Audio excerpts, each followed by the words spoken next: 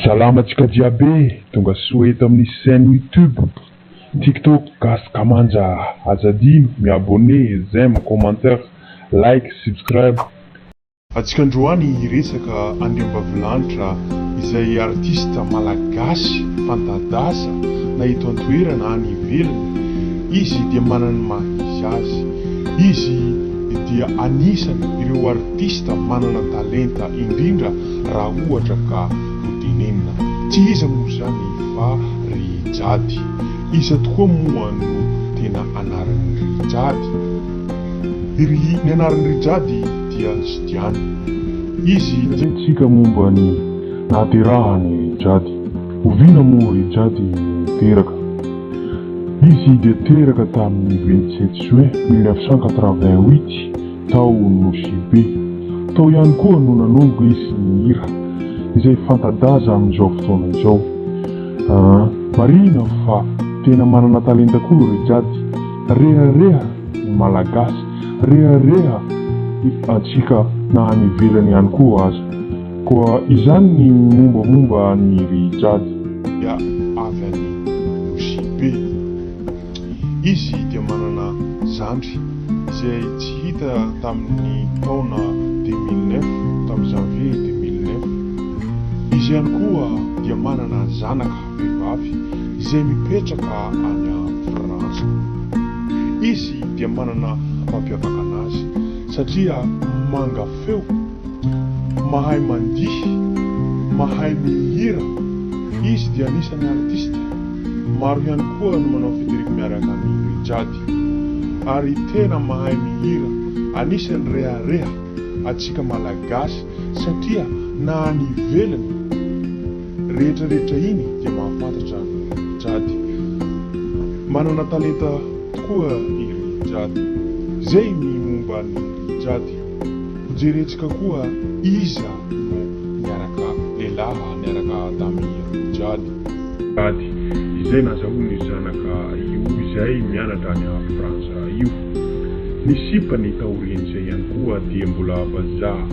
Tsy midika zany fa hoe tsy tia gasy Rijady, fa izy ihany koa dia mety misy miaraka amin'ny gasy fa mbola tsy fantatra hatreto. Izy dia manja, tsara bika, tsara tarehy. Anisan'izany no mahatonga no lehilahy izay maro no potipotika, maro no mankatia ny Rijady. Efa kosa Rijady dia tsy mijery no mahavazaha na mahagasy ny lehilahy, fa mijery ny hatsaran-toetra. Hatsaran-toetra no tena ilainy sy tiany Rijady, fa tsy resaka ataontsika hoe vazaha na gasy. Samby tiany io na gasy na vazaha. Tamin'ny interview fandaharana anankiray izay no misy miteny an'izany Rijady dia mazotoa mijery sombisomby izay teneny Rijady, fa satria izy dia tsy mifidy na lehilahy vazaha na lehilahy gasy, fa izay tsotram-po izay manaja anazy no tena tiany, ka mazotoa misombisomby ny vidéo. Vazaha. Bon, ke aie zigny anao zay faneraka tamin'ny gasy. Ke aie zigny te Rijady mba masirosiro gasy le sa vazaha? Tsy mifidy na gasy na vazaha fa zay magnaja za tia.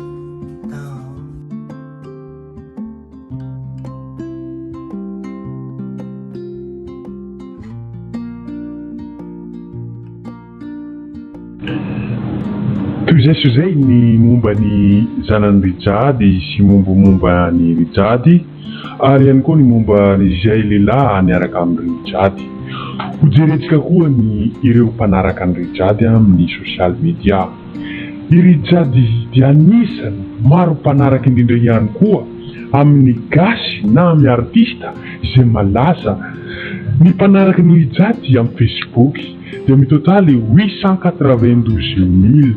Ireo no mpanaraka ny Rijady.